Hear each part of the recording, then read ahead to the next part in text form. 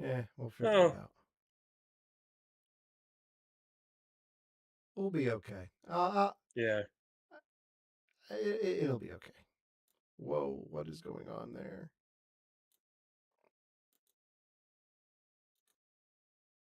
What is that? I don't know what that is.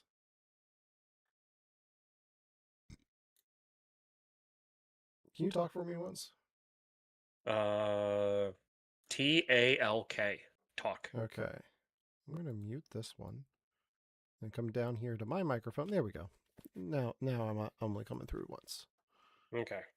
My levels were coming through twice. I'm like, that's not right. I'm like that's Yeah, not no. happening. Again, Devin messes with things in here, and then it messes me up. So still cleaning up his messes even when he's not here. Uh, Yeah. all right, shall we get into it? Yeah. Let's put this up.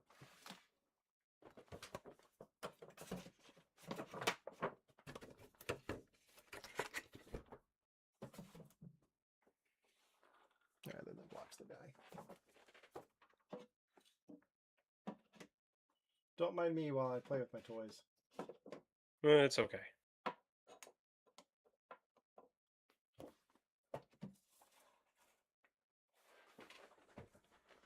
I don't just like Batman. All right. Okay, let's get into it, shall we? Hey everybody, welcome to You Have to Watch This podcast. I'm Alan. I'm Ryan. And Devin couldn't be here this week. He is currently melting in the UK in their heat wave. So uh, I am under the impression that he has air conditioning in his flat. So I think everyone's just flocking to him because he's an American and is spoiled by air conditioning, and he somehow has it. So I think everyone's there, and he's just like taking care of refugees, which I believe was his wording, not mine. Yeah. Um, so we're thinking of you, Devin. Stay cool. Uh, and speaking of cool, happy 30 or 29th anniversary to Batman and Robin, which celebrated that anniversary this week. Um, no ice puns today, but No. yeah, I'm going to be cool like that. Each week here on You Have to Watch This podcast, we make each other watch. One of us picks a movie that one of us hasn't seen before. This week it was my pick, and since I'm the superhero movie nerd guy, and Ryan has stopped watching superhero movies, I decided, in honor of Supergirl releasing into theaters this week, which I thought it was next week, in honor of Supergirl hitting theaters, we watched last year's Superman, directed by James Gunn. I was going to be talking about that here shortly, but before we get started, we'd like to talk about things that we've watched in pop culture over the last week or so. I don't have much, but we're going to start off with Ryan. Before we get into that, I do want to say I did watch an episode of Bluey, like a mini sode of Okay. Bluey, that made me lose my mind. Um, if you haven't How much watched, Bluey have you seen? Sorry. I've seen a good bit, but this is one Okay. a mini episode where uh, Bingo is playing robot, so he only fault she. I think Bingo's. I Yes. think that. I think Bingo is They're both only. girls. Yes, Bingo is a robot and will do everything literally. So Yeah. the mom is trying to get Bingo to brush her teeth and has to like walk her through it step by step. And it's. Have you seen this one? I've seen pretty much all of them. Yeah. Yeah. So walking Bingo through it step by step, and at the very end, like Bingo's walking off to bed, and just the dad pops his head in. Don't forget to use the loo before you go to bed, and then she just squats down. It made me. I haven't laughed that hard at anything made for adults in a long time, so Yeah. just got me off guard. But yeah. So speaking of things on Disney, you watched a thing. Oh, Yes. So wait, what? What? Hoppers is Yeah, that the it's one you're supposed to pulling be up first? Hoppers, but Yeah. it Mortal went Kombat straight came to up first. yeah. I can do either one. Which one's No, showing? Hoppers, Hoppers. Hoppers. Okay. So, yeah. So Kristen and I initially saw the trailer for Hoppers, like one of the teasers, and we both had kind of like a "this looks stupid" like reaction to it, Yeah, and then we saw the actual trailer, and then I guess Kristen either read something about it or saw like a different promo, and she was like, "I think we need to watch this. I think this actually might be good." And it is. It's funny. I mean, it's a good Disney Pixar movie. It hits all of the traditional beats. Um, it's got great humor in it. It's got a great message in it. And it's a good Pixar movie. So it was better than I thought it was going to be because I thought it was just going to be stupid, and it turned out not to be. Um, the main character, for me anyway, got a tad bit annoying, but the story doesn't work if she's not. So it's not like yeah, I can complain about it too much. Um, so yeah, I mean it's about it's a teenage girl who's in college who happens upon her professors who are making like an avatar technology where they can put your consciousness into like a robot animal. But in doing so, like I don't they never explain it, but like it translates the animal noises into like English so like you can communicate with them, and just like some of the craziness that happens with that. And there's like a whole animal society, like there's a board of kings that come together to discuss an event. um the beavers are the king of the mammals in this little section of woods that they're in. um there's almost like a coup that the animals take over the town, and like this hardcore environmentalist character has to kind of like balance between like how much do I help the animals because they're going to start killing humans. So like yeah. it's actually not bad. All I know about Hoppers is that it confirms the Pixar theory.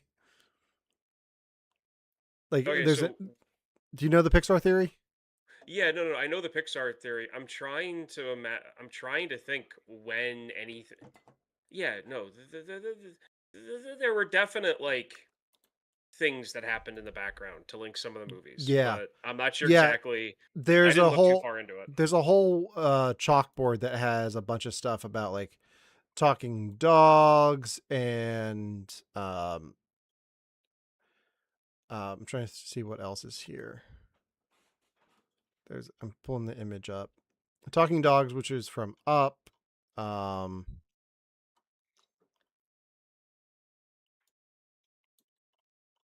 that's the only one that I can get to load. Um, Okay. but also the robotic cat from Lightyear. Yeah, Um, but yeah, hey, I'm all for the Pixar theory. So yeah, even if they're just gonna be, even if they're just gonna have fun with it, why not? hmm Have yeah. you any desire to see Toy Story 5? Uh, so under certain like, yes, eventually. When Mm-hmm. it comes to seeing it like now when it's out, Kristen and I talked about it. If there's any like at the drive-in that's down here, that's up Yeah, the road from Shippensburg, if they pair it with a decent other movie, that would be really the only that would be the only situation that we would go see this in theaters so that we can roll up our windows and be contained in our car. Because if we were to go see this in the movie theater, there's going to be I'm 41 years old. She's in her late 30s. We're childless. We grew up with these movies. The last yeah. thing we want is to have a bunch of 7-year-olds in a movie theater trying to watch a Toy Story movie. When I It know that that's who the movie's made for. So, it I mean, it like, there's it, that. Yeah. it's not even just 7-year-olds. Like they're like the big reveal of the movie is the big name that they got, and you have their fans coming out. You know who I'm Yeah. talking about, right? Do I need I to say honestly it? don't. You don't know? Oh, you don't know? I, I was, se- uh, I was I, setting up a Taylor Swift joke, but I was gonna say like oh, okay, yeah, Conan okay, O'Brien's in it, so all Team yeah, Coco's coming out to see yeah, the whole team see Toy Coco. Story 5. Yeah. No, Taylor Swift has a song in it. Oh, Um, okay, I didn't know that. Okay. oh, I see. What? I'm surprised because you're like the male Swifty that I know, because I have vivid memories of when I think it was Red came out that you were like, Like yeah, it wasn't this red. It what was it was 1989, 1989. That's right. and it was a big and it was a lot of 80s synth pop stuff, and I Yeah. really enjoyed it. And so yeah, I check out her singles when they come out, but that's really about it. That's really I know. Have you listened to the single from Toy Story 5? no, I haven't. I Oh, didn't you even should. know. You of all people should, because we'll talk about music later. But Okay. it gives me 90s vibes. Like I really Okay. dig with it. So, so getting as far away from Disney Pixar as we can. Tell me a Yeah. bit about Mortal Kombat 2. Okay. So Mortal Kombat 2 is got to be the most brutal Mortal Kombat I have seen to date. The effects of the effects of the fighting are probably the best I've seen so far in any of the Mortal Kombat movies. The brutality of everything, the fighting gore, like in the video game, like there's like blood shooting all over the place, and there's different things that they do. They do what I imagined as like a preteen um playing Mortal Kombat and like seeing the fatalities and like seeing it, in like 16 or 28 or whatever bit it Hmm. was on on Sega. Um but like seeing it in like Ultra HD, uh yeah, that's exactly what 11-year-old Ryan, 12-year-old Ryan was thinking. Like just the amount of gore that's in it is on par for what I was expecting. The story is not as good as the first Mortal Kombat movie that they made before this one. So Okay. like the original reboot, um the original reboot is better than I think people give it credit for. Like the story in that one is actually really good and decent. This is like if someone took what was great about the original Mortal Kombat that I love and the last one that they made, the reboot, and like put those two things together, you get this one. There's Okay. there's a there's a bunch of cornballness in it. Um, they stick true to the fact that it's about a fighting game. Um, and the only thing that I have to say though negative about it, and I like the guy I do. Keith Urban, I get Carl his name, Urban. Carl, Carl Urban. I really wish they would have casted someone else. He does a good job. He does a great job as Johnny Cage. He really, really does. And I'm not going to tell someone not to watch the movie because he does a bad job. He does a really good job. But I really wish that they would have gone with a younger, burned out actor version of Johnny Cage instead of someone who looked like they were getting into their like 50s. Does he give a oi ooey at all in the movie? No, that's the thing. He does an American accent, which I don't Oh, understand why they really? casted him. Because Johnny Cage is American. His character is Yeah. American. I mean, He's a Hollywood action star. he does an American accent in Star Trek, I mean, yeah, he but does, but he's like also just doing a DeForest Kelly impression in Star Trek. So, yeah. So like this, he's kind of that's actually you know what I didn't think of it when I was watching it, but that sounds familiar. I really think the accent he's doing in this isn't that far off from what he did in Star Trek. for Bones. Okay. Yeah, so I mean like I said, he does a great job. He's a good actor.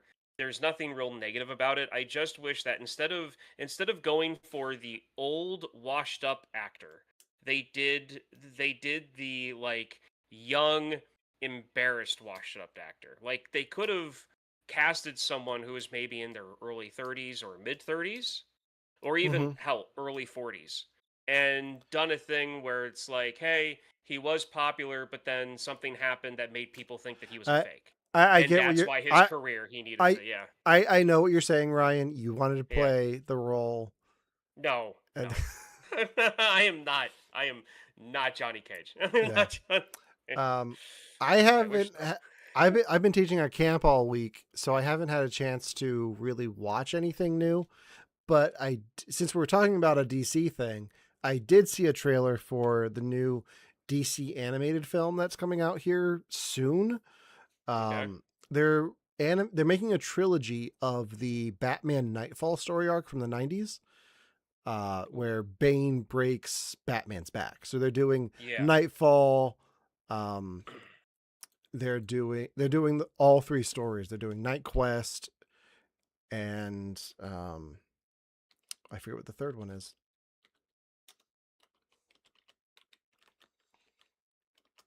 Uh, I just had it up. Why did I lose it? Night's End. So they're doing Okay. all three stories of that comic arc, and the art looks like it's straight from the comic book, and I cannot wait for this because that's when the DC movies are their best. Because the last time I saw them this accurate to the source material for the art in the animated films was the Yeah. Dark Knight Returns animated movie that they made in like 2012 with Peter Weller that I talked Okay. about last week. Peter Weller Yeah. as the Dark Knight. Um, so I'm excited to see what they do with it. They also have Unson Mount playing Batman, who's Captain Pike on Okay. Star Trek. So taking it back to Yeah. Star Trek too.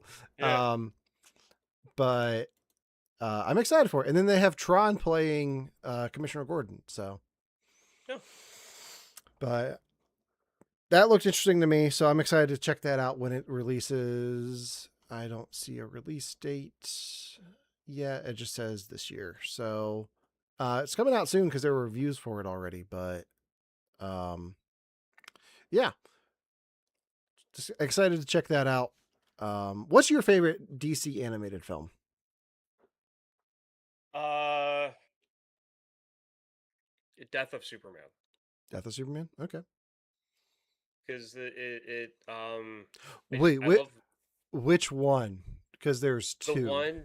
Okay, so it's the one that opens up with Lex Luthor getting handed a report about a successful uh pharmaceutical that would cure cancer in like one pill, and he looks at it real quick and throws it on the desk and say, "Okay, break it down so it's a lifetime treatment." Okay. Is that It's the is one that with the older Doomsday. one? Doomsday? Uh, should Yeah, because it's the one that's based off the comic. Like that was. We'll get into this with the whole Superman thing, but Yeah. Well, it's like that. That was the first comic book I ever was given, okay. was the Death of Superman. So like when I saw that it was an animated movie, I wanted to watch it. Yeah, they did. So was this like in 2007 ish or like more It recent? was, yeah, Okay. it had to have Because been. they Yeah, it redid had to have it. been. They redid it with the Death of Superman and then the Reign of the Superman. Like they did the actual arc with the Superman afterward. Like it was a two-part story. Hmm. Um, to kind of redo that one from 2007. Both are good. I enjoy those, Yeah. but talk about them. Let's talk about more Superman stuff. So this week, Hmm. my pick for a film that Ryan had never seen was James Gunn's 2015 or 2025 Superman, starring David Corn Sweat. Um, David Corn Sweat. I'm blanking. What's his name? What's his name? What's Lex Luthor's name? Nicholas Holt, Rachel Yeah. Brosnahan, and a bunch more. This is the first entry into the rebooted, soft restarted DC universe from DC Studios. This is post the Snyderverse. Everything's reset. They've brought everything under James Gunn and Peter Safran's control. So this is the rebooted. This is the first official cinematic entry into the DCU that we have until Paramount starts it over again uh, here soon. Um, but this is directed by James Gunn, who also did Guardians of the Galaxy and The Suicide Squad and Peacemaker. So not his first foray into superheroes. Um, this is a film that came out last summer, and I was very this is the film I was most excited for last summer. Um, we'll talk a bit more about music, but what got me so hyped for it was they found a way to use the John Williams Superman score, but make it fresh and change it Yeah. and incorporate it into a modern film, which I really enjoyed. Um, but I really enjoyed this movie. I hadn't watched it since I saw it in theaters, so rewatching it for the podcast was my first time revisiting it in a year. So um, I think I briefly talked about it on the show before, and I know I did another podcast about it over on Brilliant but Lazy. But it's been a while since I've talked about it. I'm seeing it through fresh eyes again. Ryan, what is your story with Superman? What do you think of this film? So my story with Superman starts when I was very young, around the time that, like I just mentioned, the Death of Superman comic came out, and I Mm-hmm. believe that was like one of the first comic books I was ever given.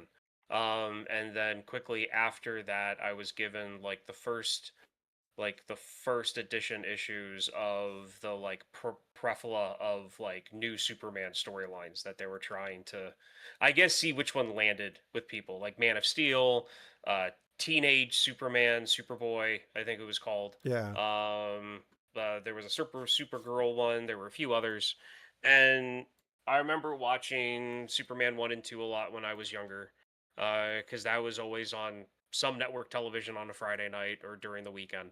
Uh, and then as I got older, he just kind of got folded into the rest of the superheroes that were around, and he just became like like kind of like a character in a crowd with like everyone else. So, um, yeah, that's my history with it. Um, I was actually very surprised at this. Mainly because like I heard that it was like as close as anyone's gotten so far in the DC making a live action movie that feels like it was torn directly from a comic book. And and it felt like that. So that was fun. Um I did have some notes though, Okay. and we can go through them as, we go along. But one thing I wanted to touch on is that the I feel like the the prologue in this, like the little blurb they gave at the start of the movie, Mm-hmm. um, that could have been its own movie. I really feel that they should have started this at I see. I what they see what you're showed. doing there. I see what you did there. That was my thoughts on scanner on Screamers last week. Well Yes. done, sir. Well done. Tip of the hat. Um, well, so comparing the Yeah. two, so Yeah. Screamers, like we there's a lot that happens in the beginning of Screamers where it's Oh yeah. Yeah. It's like a three paragraphs. paragraphs, three paragraphs. This at least brings it down to like three sentences, like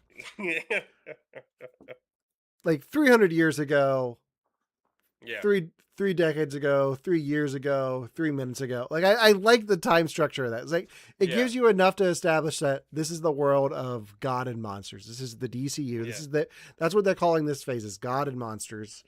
Um, gods and monsters. So it does a good job of setting the expectation of this is a new version of Superman. This is not Henry Cavill. This is not Hmm. connected to Man of Steel or Superman Returns or Christopher Reeve.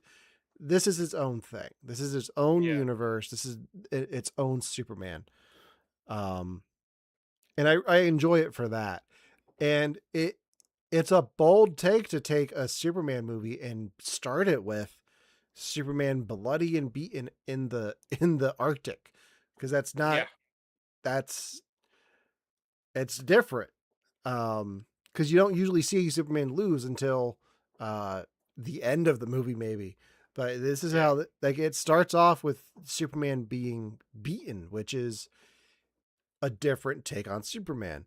Um, to at least establish the character, like showing make, and I think it makes him more vulnerable throughout the rest of the film. Like it shows you that he's not this all powerful being. Like he can be beaten, which Yeah. I enjoyed. Um,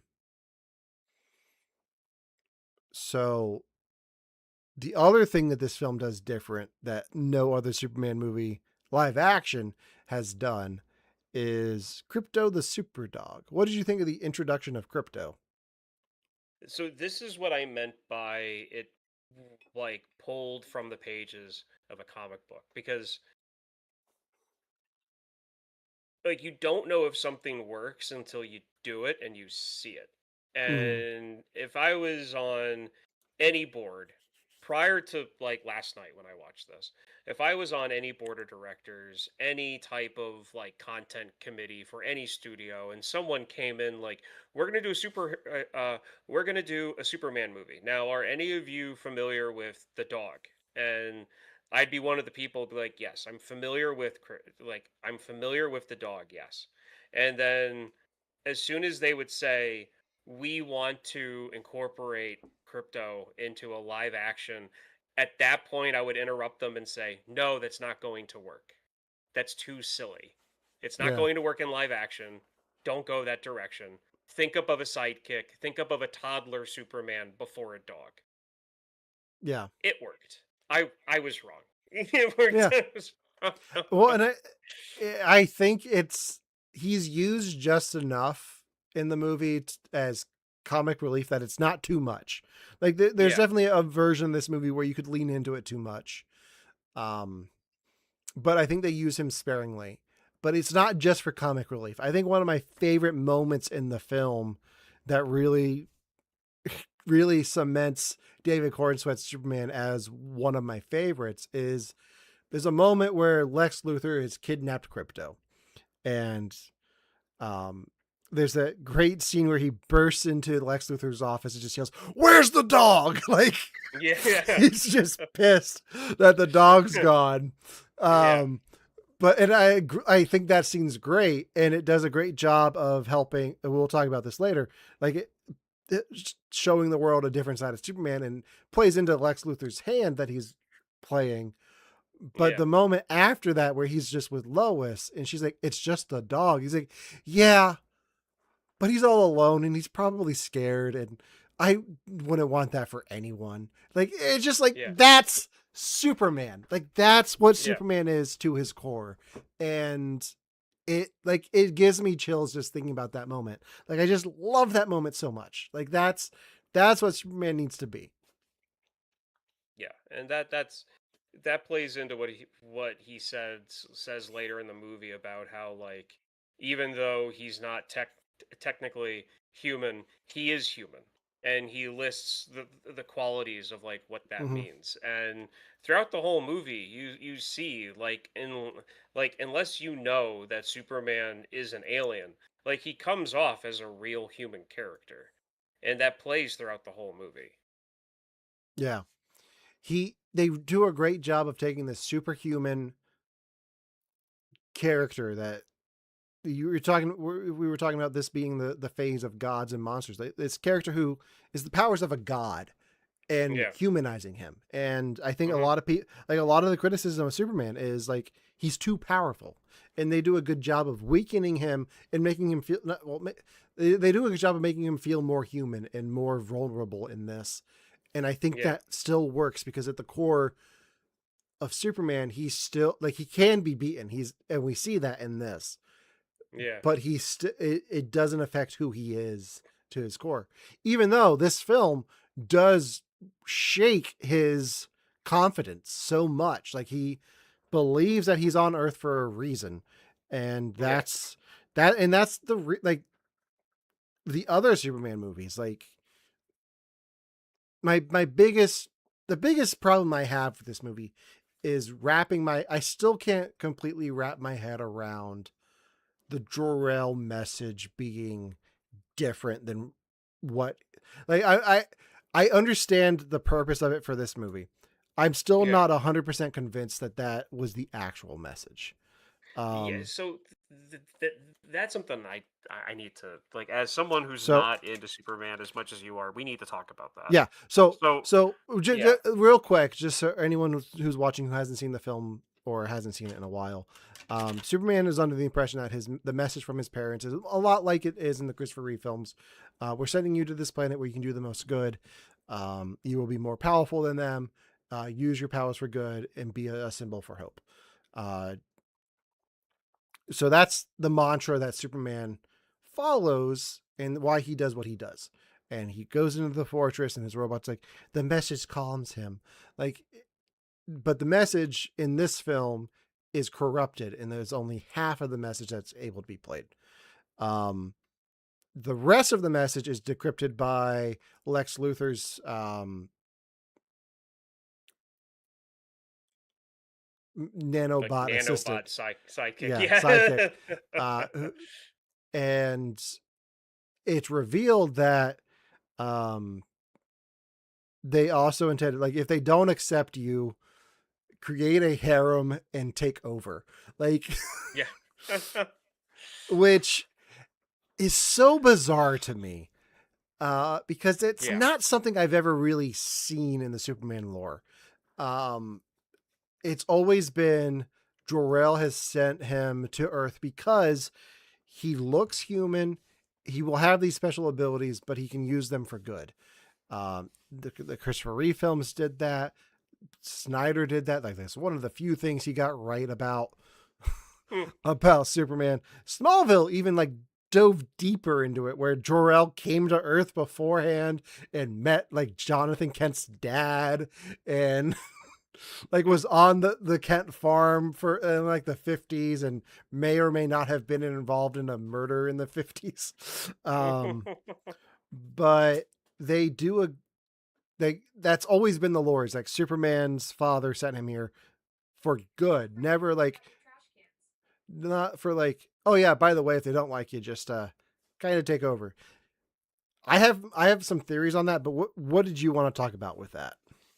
Like just how like okay, so I know people give the like the Man of Steel movie crap about the dad, like Yeah. telling his son not to save him from the tornado and he could have done this or Superman could have done that and all this other stuff and like the thing is like I get the complaints but I understand the artistic choice and I don't really think it's that big of a deal to have a more darker tone Superman movie have a moment like that because you need a Hmm. moment where Superman could have saved someone but made the conscious choice not to Yeah. and having and like having that be his dad throws a bone in the like mental health of Superman and then Yeah. definitely gives it a darker tone. Well, yeah. Well, in Man of Steel, it's Jonathan Yeah. Kent who's like, yeah, I maybe you shouldn't use your powers for good. Like, Yeah.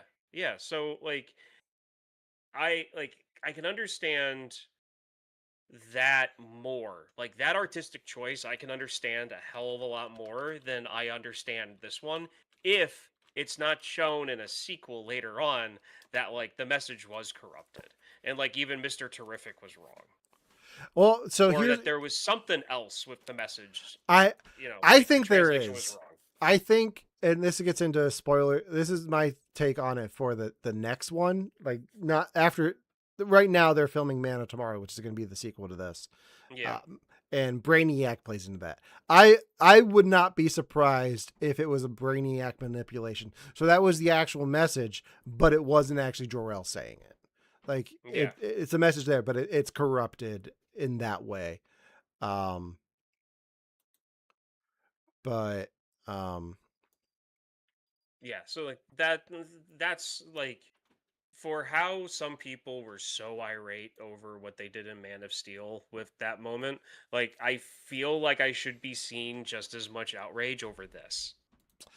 But I'm I not, and I'm surprised at that. and I think part of the reason for that is they bring it full circle in this one, where he's there doing this message, like he's calmed by the message of his parents from Krypton at first because he thinks it's one thing, and then that shakes him to his core. He doesn't know what to think for a while. He's kind of confused, and Yeah. he gets injured again, And then Lois brings him back to Smallville into the Kents.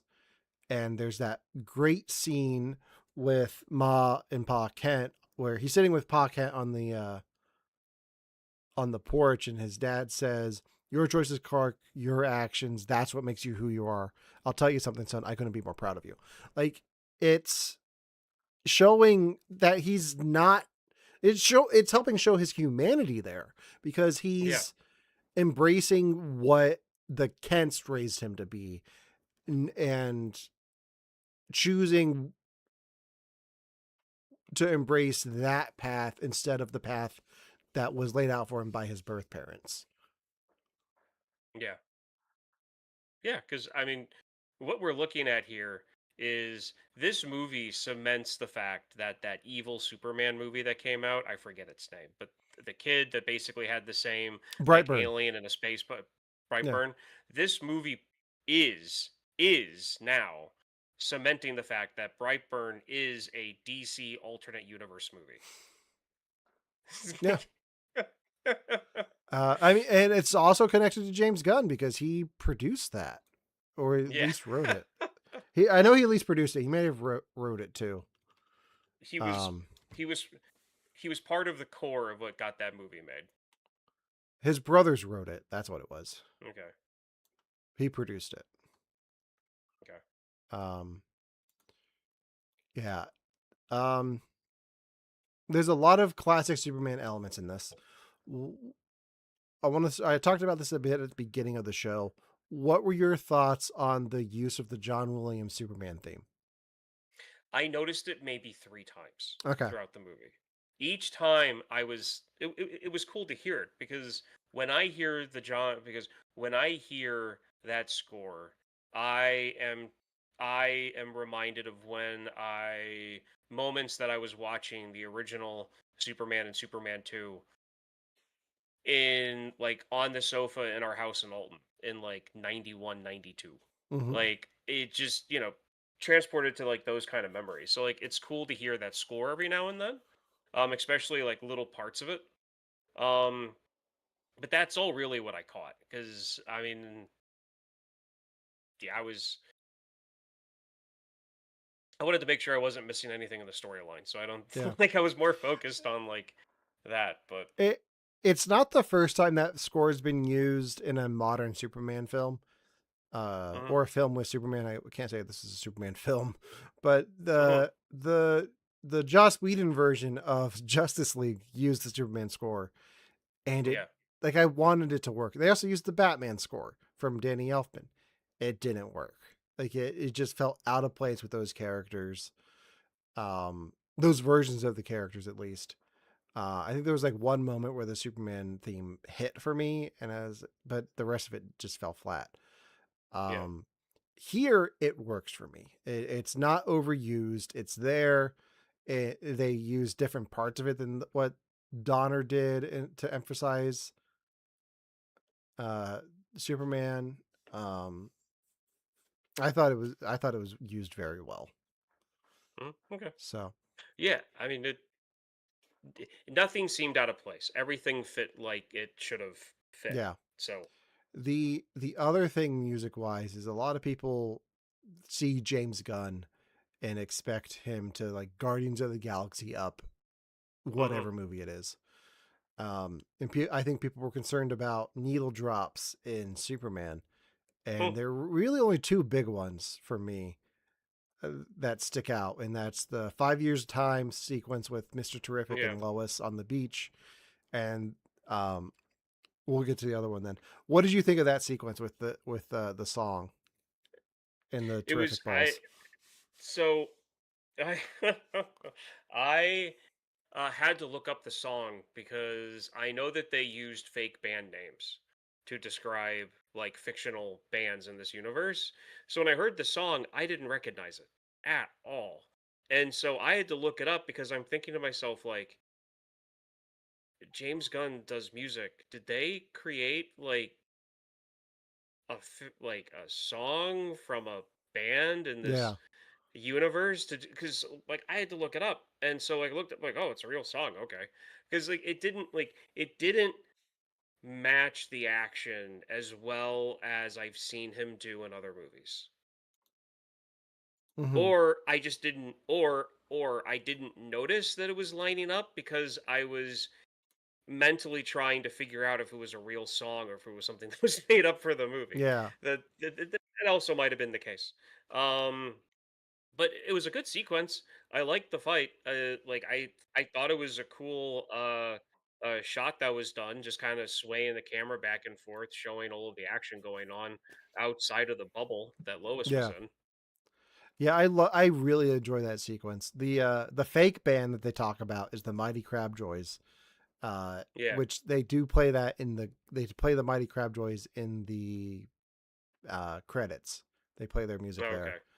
Um, but I really like the analogy of Superman thinking that he's punk rock when I he's kind of what? Do you not like this? no. I do. I just had a real funny moment watching the movie during this. Okay. You do your thing, and then I'll tell you why I was I, laughing when I it just got think brought up. I think it's great because he's like, I'm punk rock, and he's like, Love's like, no, you're not punk rock. Like the that's just popular music that you're listing off. Yeah. Um, which to me, I identified with like that was like that feels like me because I also feel like you and I have had this conversation where I'm like, yeah, I'm punk rock. Like, no, you're not, Alan. Like, you're not punk rock.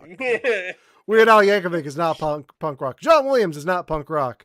Um, So the reason why I am laughing is because of the paradox of punk rock and what being punk means and like what punk music means. There is a paradox to it because part of being the whole like punk mentality thing is understanding that that everyone should be living their life the way that they believe that they should be based on who they are, regardless of what anyone in power says about it. You know, you live your life that makes you happy as long as you're not, actually screwing over someone else. Go and enjoy it. Who cares what the man says? Do it with a finger in the air. I truly believe in that. yeah. Meaning though that someone can create their own meaning for themselves what being punk and what being punk rock is Hmm. with that understanding. I have a mainstream movie in front of me with the ultimate Boy Scout on screen telling me that he's punk rock.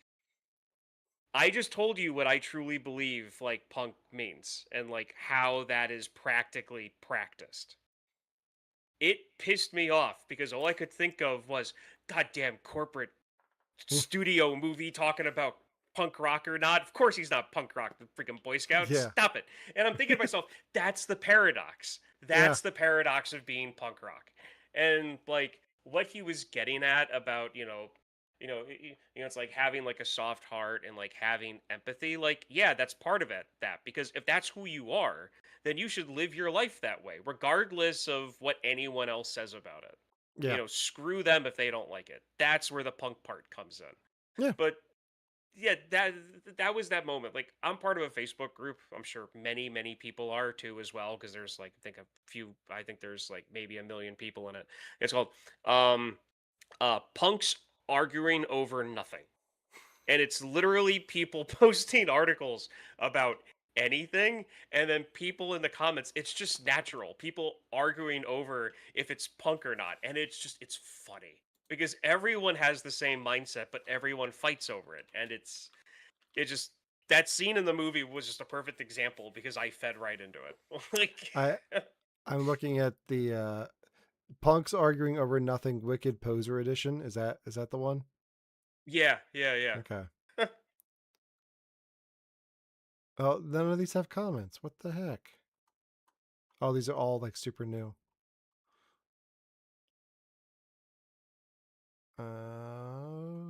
Yeah, there's nothing great that I can read here on this show. Yeah, no, there's Like not. I have There's to not. scroll It down is. far. Yeah. Um, all right, so there's a there. So one of the big criticisms for the marketing of this movie was that there were so many characters in the movie that it was Yes. going to be hard to do them justice. Um, I want to go through a lot of them, but Okay. I'm curious if this was your introduction to any certain DC characters for the first time. Oh yeah. Yeah, I mean, Yeah. Which majority. ones? So, basically, the Justice Gang. Okay. I mean, like, okay, so Hawk Girl, I knew of from Harvey Birdman, Attorney at Law. I knew of her because of that show. Okay, Okay. because I knew that most of those characters were from the Justice League, like old '70s cartoon, or was it like early '80s cartoon. Yeah. Um, and then there's Mr. Terrific. I thought his character was great. I thought he was funny. I love the fact that he was just the never-ending straight man throughout the entire thing. Yeah. Um, I do not like this Green Lantern at all. I did not think I was going to like him during the trailer, and I definitely didn't like. It's not the actor. It's not the portrayal of the character. It's just the The Green character. Lantern himself. Yeah. It's the You're character. Like you're I not no. so that's the thing with Guy Gardner. You're not supposed to like him. He's supposed to be a dick. Okay. And Nathan Fillion nails it. Like uh James Gunn likes to put Nathan Fillion in everything and torture him a little bit, kind of like Michael Rooker. Um Yeah. but Nathan Fillion, I think the casting of him as Guy Gardner is fantastic because for years everyone's like, "Oh, this is Hal like he should be Hal Jordan. Why is he not Hal Jordan?" And he voiced Yeah. Hal Jordan for years. And then they bring him in and he's Guy Gardner. It's like that's just perfect. Like, Well, it was, I did was read that they didn't want to do the bowl cut on him, mhm, but he persisted that the character needed to have the bowl cut. So like yeah, the actor was the one that kept the people in charge to be more like canon accurate to the yeah, character. And honestly, it works because I don't think his character would be as off-putting and annoying yeah. if it wasn't partly because of the bowl cut. And the character works for what he does in this movie. Like, I don't think the payoff of the Justice Gang going to help that country's be being invaded, I don't think that payoff works if Guy Gardner's a great guy. Like Yeah. if he's not a jerk, that moment where he shows up and like, sorry kids, Superman sent you an upgrade. I don't think Yeah. that works if he's not a jackass throughout the rest of the movie. Well, that and like the giant middle fingers flipping the tank. Yeah. And like, like Yeah. It's like that this. part I liked, but because it fit the character, like that's just him. Exactly. And we're going to get to see more of him in Lanterns when that comes out in August. So like Guy Gardner seems to be like the character that keeps showing up in things because he's also in Peacemaker season 2 for a moment. Um, but Well, him and yeah, Peacemaker should get along great. Peace. you'd be surprised. Have you seen Peacemaker? I watched the first season. Okay. I don't know if I watched the full season, but I know I've seen the first season. Don't Okay. remember if I finished it, but Okay. maybe I did. Can't remember. He has a fun little Yeah. cameo in this. Okay. Yeah, no, he Uh, does, and it's good. this film also marks the return of Jimmy Olsen, who hasn't really been in a Superman movie since Superman Returns. What did you think of this take on Jimmy Olsen? Jimmy Olsen. Jimmy Olsen. Was he The the? he's the one who was getting text messages from Eve. He was great. I I like I loved his character development in a way. Like I really do because it showed how like w- like there's a part of it that annoys me, honestly, but I do like the development where like Eve's he wants nothing to do with her. She annoys him to no end, but then but but I mean when anyone finds out that she's his ex and how he acts about it, they're like, "How did you do that? How? Like how do you do this?" Yeah. And it wasn't until I think Lois made some comment about his hot ex that you saw him go like, "Huh?" Like just kind of like a, "Huh?" Like Yeah. that part was funny, but I mean his character was good. He definitely fit the whole like young journalist wanting to like, get something. Like he it, wanted to get in on a story. and it works better than him just being a photographer, because Yeah. the way modern journalism goes is this, like the Daily Planet isn't necessarily just a newspaper. It's a news site. So like instead Yeah. of like get this to the printer, it's okay, publish this online. Like send it. Like Yeah. it helps make, like it's still a little bit far fetched that you have that big of a newspaper in 2025, but it works for the modern day. Now, I will tell you that Jimmy Olsen is getting a show on HBO Max. At least there are plans for him to get his own show with another DC character. Okay. Ryan, I will give you $100 if you can guess which DC character Jimmy Olsen's being paired up with for a HBO Max show. Poke it up, man. No, sorry, you lose. No, Gorilla Grodd is getting a show with Jimmy Olsen. I wouldn't have gotten that in a million Yeah, years. no. I who is I that? know. Who That's is why I put money on the line. Gorilla Grodd is a just the gorilla who's like a telepath who's smart and like is a Flash villain. But yeah, they're getting a show. Um, what did you think of Lois Lane in this with the marvelous Mrs. Maisel? I definitely Lois Lane in this just fit. Like she just her character, her a modern Lois Lane, like she seemed like a real character in the Yeah, middle of like the craziest scene to me in this whole movie, and the realist that she was. Well, not the realist, because the realist she was during the interview with Superman where he walks out. Like yeah. that was her being like that was a great scene. Okay, so this my second favorite scene with her is when her and Superman are are kind of like reconciling Hmm. after that fight, and he's in the suit, and like the Justice Gang is out the window fighting some Yeah, like undersea looking monster glowy thing, and like she looks at him and looks out the window and goes, shouldn't you be out with them? And he's just like, it's an intergalactic NIF, they'll be fine. And then they yeah, just sit down and have this really emotional conversation with their faces being lit up by this fight that's yeah, going on outside. And at one point Green Lantern has like a baseball bat just beating this thing, and the baseball bat's like the size of a skyscraper. And yeah. it's just like trying to pay attention to the conversation with that in the I, background. I, that's what I think James Gunn does so well. Like, there's the silliness going on in the background, but like that's the scene that I love too. Like Yeah, that's the he's alone and he's probably scared.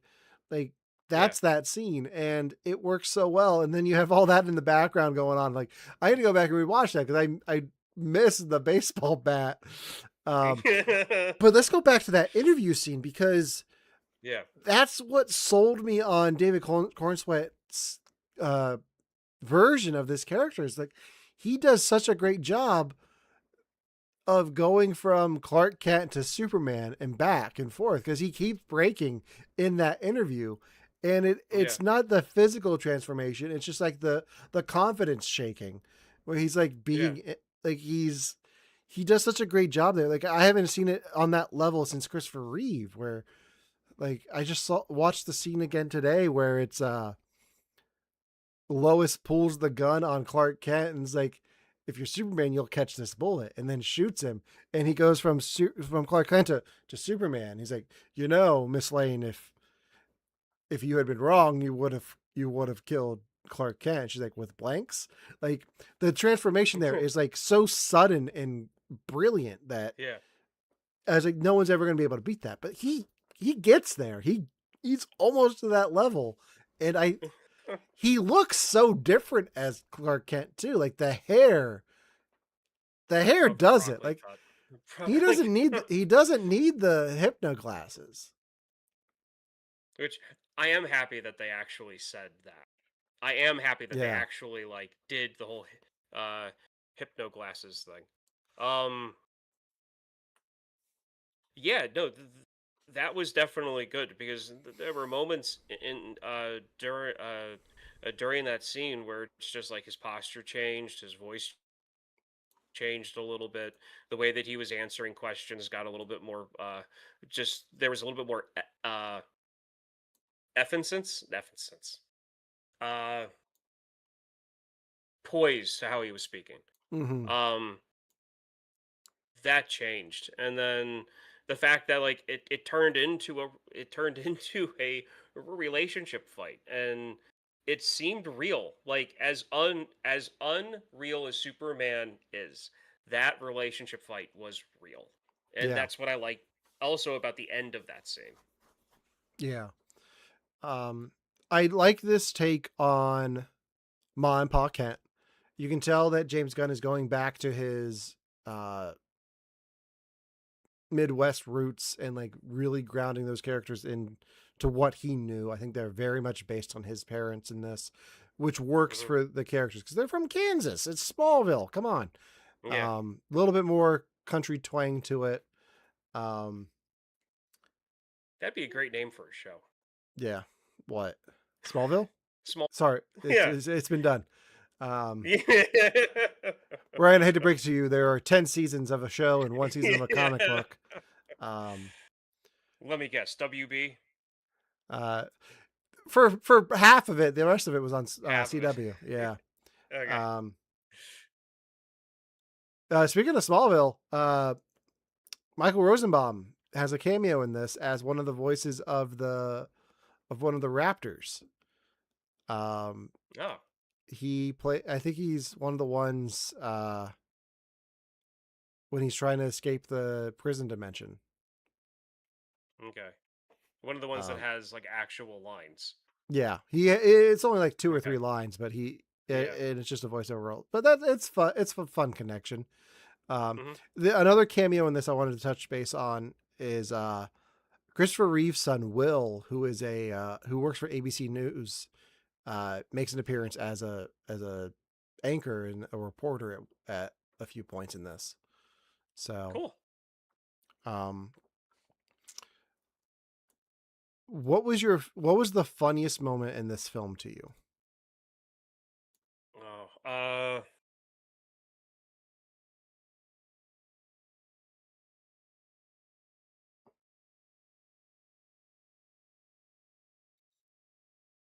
honestly, the whole fight scene with the monster Okay, in the like center of the city, and the just all kaiju. of the like, yeah, like all of the just craziness, like him saving a squirrel, like him having to go through and just kind of like as he's fighting the creature, also make sure that there's no loss of life and collateral damage, and just the off Yeah. the wall nuttery of it. Um,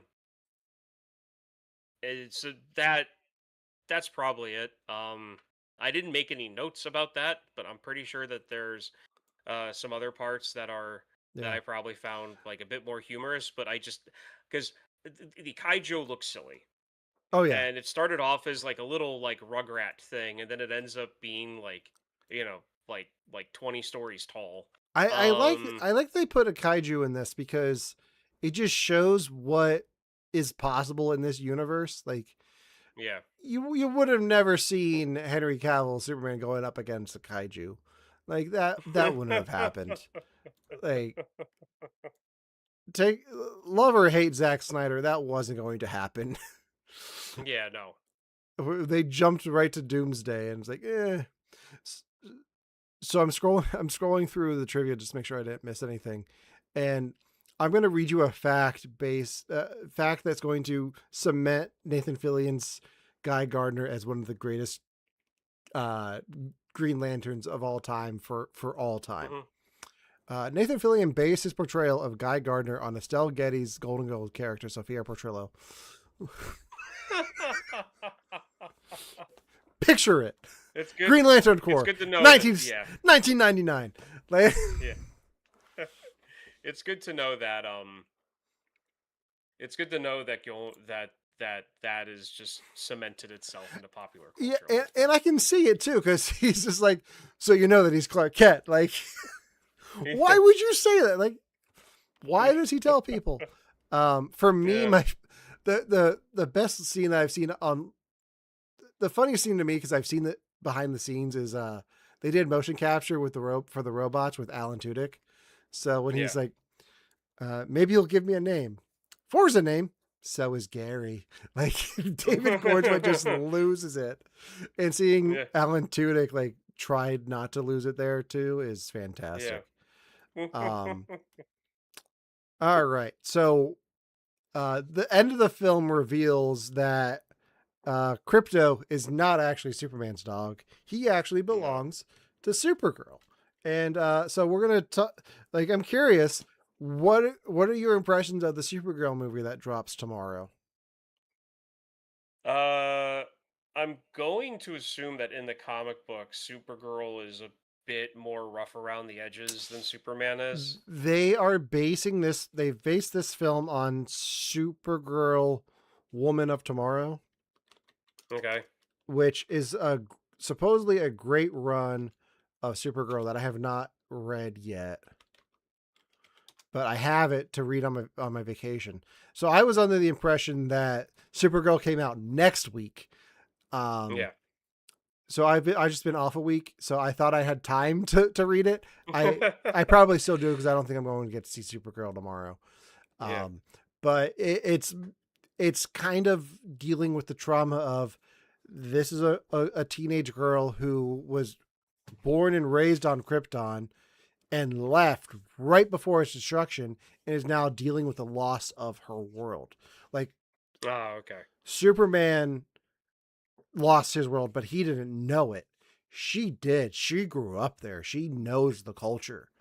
Um, and it's dealing with the ramifications of that. Like that's why Mhm. it's implied that she's drinks and has this party attitude. Like Yeah. she's just trying to cope and dealing with a broken heart. So, and Crypto's her dog in that too. So, Yeah. and I think it was nice for people to see that scene and be like, oh, we're gonna get more Crypto next summer too. Great. Yeah. Yeah. Now I told you before the show. Oh, go ahead. No, no, no. It's okay. I wasn't going to end anything of. I wasn't going to add anything of real substance there. It's okay. So, I'm I sending have. I'm sending an image to our group chat for you because that's the easiest one for me to find. So there's been some news about Supergirl that's not the best. The reviews are mixed. I'm still looking forward to it, but I'm excited to see Jason Momoa come back to DC as Lobo this time. But Yeah. there's been some other news uh, Mm. in the world of movie theater tie-in marketing products.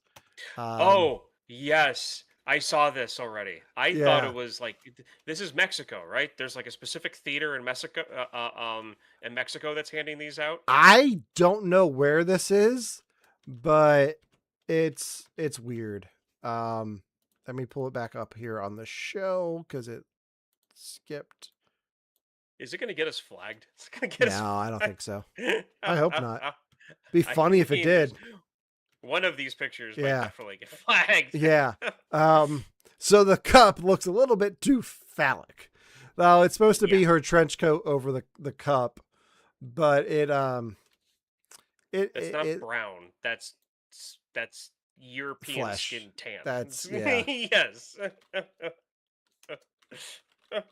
What's funny is they showed it to David Cornsweet on the red carpet for Supergirl with Nicholas Holt, and they're both like, "Yeah, that doesn't look right." um, it's an AMC cup, so there's Yeah. a world where I could go to AMC tomorrow and pick up that cup. And you know what? I may just do that because you know where it will look really good, Right right, behind. Right right behind you. next to my Dune popcorn bucket. Yes, it would. um, yeah, that's a So weird I've choice. yeah, so I've got I'm not sure how close you are to the end. I've got like three things that I want to Sure, comment on on real Superman. quick. Okay, so it all has to do with Superman to a point. Okay. Um so one, kudos to the Hall of Justice. Like that Yes. looks like the Justice League building from the cartoon 100%. I love that. That was great. Um, I know that this isn't probably the best portrayal of Lex Luthor, but I'm a fan of that actor, and I could tell that he was just having fun with it. So Oh I'm yeah, happy. we Yeah, haven't talked about Lex Luthor at all. I think he yeah. nails it. This is the best Oh yeah, cinematic Lex 100%. Luthor we've had since hell. I would even say this is better than Gene Hackman. Okay, I wasn't expecting that from you, so that's Well, why I so was saying that. Like, yeah, Gene Hackman is a weird version of Lex Luthor. Like he's of that time, but he's not the Lex Luthor that I grew up with. Like I've grown up yeah, with not even just Smallville, but like the animated Lex Luthor where he's the head of this company and this billionaire and smart and like this the yeah. face of the tech companies. We haven't really gotten that outside of Mark Zuckerberg in BVS. Um, and there were things that like Jesse Eisenberg as Lex Luthor could have been great. It wasn't. Yeah. Um, but I think Nicholas Hoult nails the part, and he took inspiration from the two best Lex Luthors, in my opinion, Gene Hackman and Michael Rosenbaum. Like he watched Yeah. Smallville, he watched those films. Like that was his inspiration. He took the best of both of them and went with it, and I think it works great. Yeah, no, it's like I love the fact that there is this guy that is in a lot of the like more niche movies that I like, and he keeps on appearing in things, and he's good, like, and he's a really good, just a plain good actor, and just him like his freakouts in this, his body language, like it was the Lex Luthor that I saw in the Doomsday movie that I watched that I like so much. Yeah. Like that's Lex. Um, so those are the two things. Now this, well, technically, so I have two more things. One has to do with the movie. The other one doesn't, but it had to Okay. do with me watching the movie. Well, I have So, one more thing. While we're still on Lex Luthor for a second, okay. there's a great Easter egg that they don't really tell you about until the credits. Um, Hmm. calling back to the Gene Hackman Lex Luthor, Yeah. one of Lex's aides is named Otis. Like Otis from like the Christopher Reeve Superman movie. In Yeah. the credits, you learn his last name. Did you see what his last name is in the credits? I did not know. Berg. His name's Otisberg. Otisberg. Otisberg. I saw that in the credits. Like I've never laughed at a credit title that as hard as it is at that because that just Yeah. made me so happy. That's such a great callback. Okay, as you were. Yeah. So so the scene where the building's falling onto the bridge, everyone's trying to run away. The lady gets caught behind a car accident and then she tries to drive. Superman shows up and saves her, and they do a direct grill shot of the car. And this is going to be a total me thing to bring up, okay? Just putting that out there. Oh, I'm prepared.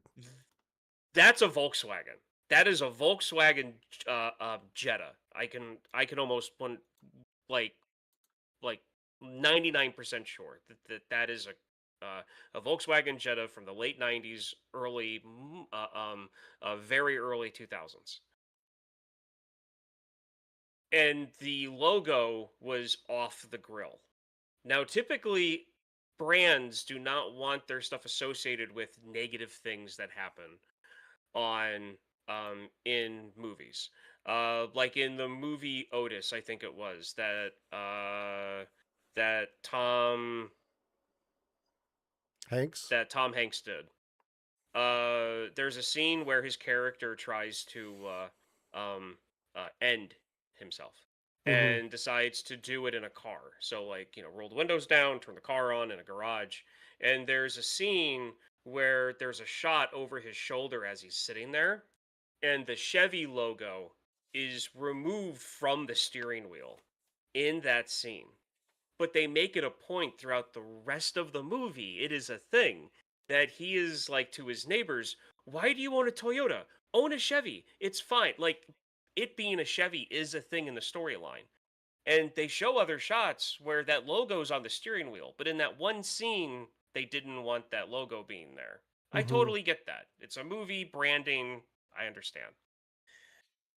You're telling me that in this movie they couldn't get Volkswagen, or the studio couldn't negotiate a reasonable price to just have the Volkswagen logo on the grill of the car? Like that Yeah. couldn't have been like like it was just, it was one of those things that like I saw it and I'm just like, that's a Volkswagen. Where's the logo? Like there's no logo on it. It kind of struck me like, you're telling me the studio didn't want to pay for the license for one measly 20-year-old Jetta? Like come on, man. They're not, you can't be that cheap. Yeah. I mean, I know they are and they can be, but they shouldn't be. Yeah. And then my last thing has nothing to do with the movie. It has to do with HBO Max because I watched this on HBO Max. I don't care about Stewart fails to save the universe. I don't care. I stopped caring after the fourth time I saw the trailer on the second commercial break of this movie that had 7 commercial breaks. And that trailer played 80% of the time on 4 of the occasions it played twice back to back. The same trailer. HBO Max sucks with their ad placements, and I Yeah. don't care about that show because of this. I don't Um, care. It looked funny the first 3 times I saw the trailer, and then it stopped being funny from 4 to 20. I It's not- I am happy to say that this is the first movie I watched on my Blu-ray player on my projector, and it looked fantastic, and I had no commercials. And I refuse That's to good. call that show what they call it. That show is so the Big Bang Theory universe is this. It goes Yeah. young Sheldon, okay, and then you have the Hmm. spinoff, no young Sheldon, and then you have Sheldon, and then this one that you're talking about is no old Sheldon. So who's Sheldon in this? There's no Sheldon. Like Sheldon's not in the show. That's just how I refer to them. Like it's young Sheldon. Oh, No, okay. So I thought it was some official fan no, thing, no, no. like when it It's came just to that's how I refer to them. Like that one is. I was just talking to some people about this. Like that one's no old Sheldon. Like okay, but like so like it's done by the creators of Big Bang Theory, right? yes, Like that's the yes, it thing. is. Okay, so is that why the Big Bang Theory logo is like kind of hidden behind Yeah. in the words? Hmm. Okay, because I got confused at first thinking that this was part of the Big Bang universe. Oh, it is. It is. So like, It's a sequel to the Big Bang Theory. It's connected. okay, so Yeah. is Stewart a character in Big Bang Theory? Yes, he runs the comic book store that they go to. Hmm. Okay. Yeah. HBO Max, you ruined yourself, a viewer, because of your ad placements. Like it Yeah. just got to the point where I was just like, come on, like I would I would have rather seen on repeat 3 commercials. One for crypto, one for some type of men's health med, and maybe some random thing for a car. I would have rather seen those 3 ads. And I still would have complained about it, but I wouldn't have wound up hating HBO Max over it. Yeah. No, that's fair. Like it was just stupid. Like it was just like Yeah. All right. So I think that does it for what we have for this week. Um, I will not be here next week. I'll be on vacation next week. So I don't know if Devin and Ryan are going to do a show without me or not. We'll leave that up to Devin we're going to because, talk about that, yeah. and we But may be back next week, we may not. if not, have a great 4th of July. Enjoy the World Cup. Enjoy US and Britain playing on the 4th of July in probably Philadelphia. So, until next time, for You Have to Watch This podcast, I'm Alan. I'm Ryan. And we'll see you next week. Up, up, and away.